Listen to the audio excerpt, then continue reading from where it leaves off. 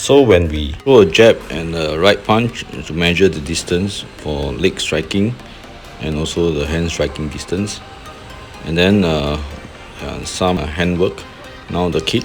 Always be ready for the next attack from the opponent after we throw a heavy or fast kick. Try to make a pad work realistic like a real fight, which is important. Our standing stance should be actually shoulder width or above shoulder width, and more on 45 degree, to actually be able to throw a better and faster Muay Thai kick as compared to having a boxing stance where your rear leg is very behind your lead leg. So notice the knee, and we'll pull the neck of the trainer, preferably not the shoulder, as opponent can counter more easily. Whenever you throw attack, be able to simultaneously defend or defend after that.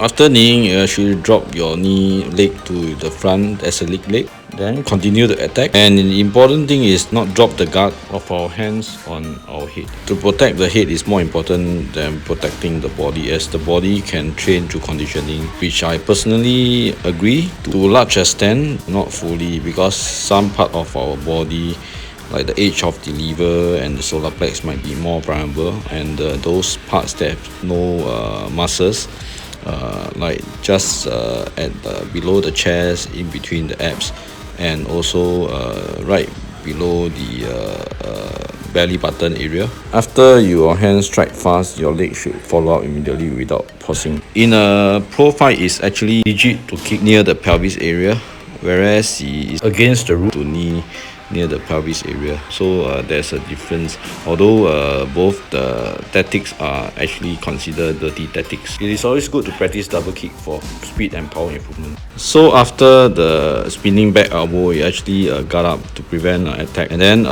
you actually relax the whole body throughout the whole pad work, so that your body is actually very balanced and have great power and speed and much less fatigue.